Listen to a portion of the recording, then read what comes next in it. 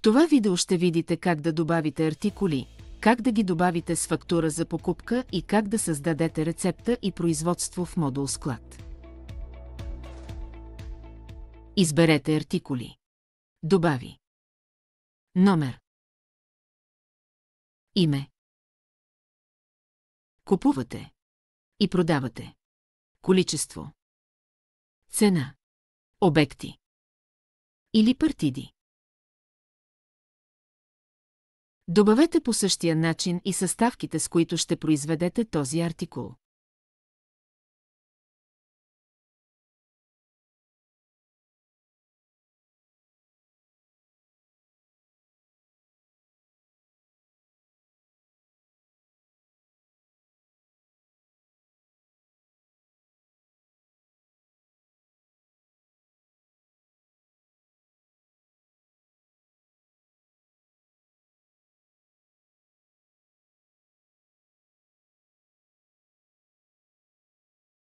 Влезте в покупки.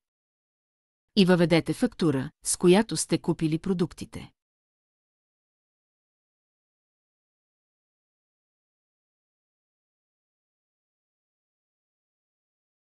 Крем и блат. За да има налични количества за производство.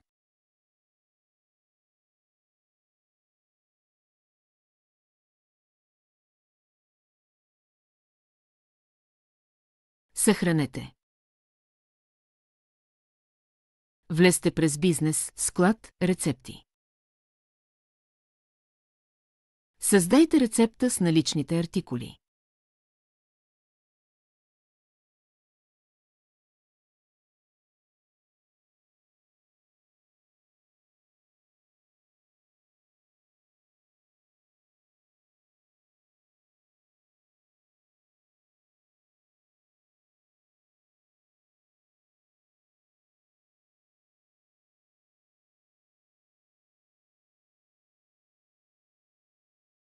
Влезте от бизнес, склад, производство и произведете крайния продукт.